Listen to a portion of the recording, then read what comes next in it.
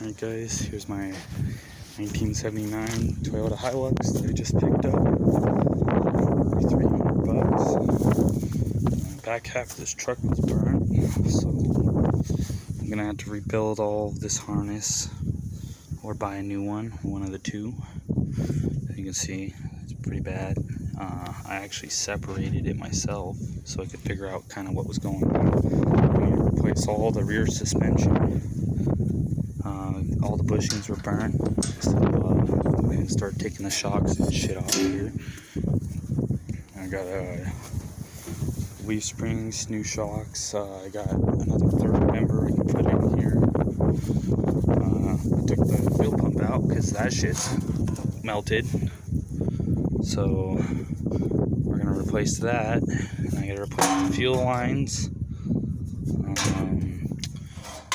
Probably gonna have to replace the wiring on this. Take the tank off and clean that all out because there's some nasty shit in there. There's some dead moths. There's the interior. It's got buckets and a 3-spoke wheel.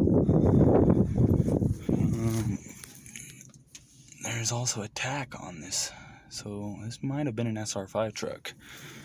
And here's the engine. I went ahead and put a distributor in here because it had no spark, and I put a battery in there so it could crank it over. And now it fires up, but it won't stay running obviously because I got all the fuel system shit apart.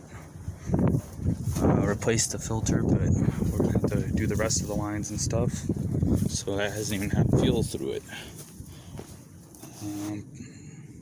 Yeah, it's okay. It's got some rust, but I'm not too concerned about any of the rust. I'm planning to make this into like a rat drift truck. It is a 5-speed, and hopefully we can get her going here pretty soon. We'll try to document stuff as we go. Alright, put the new distributor in. We're gonna go ahead and crank it. Go ahead.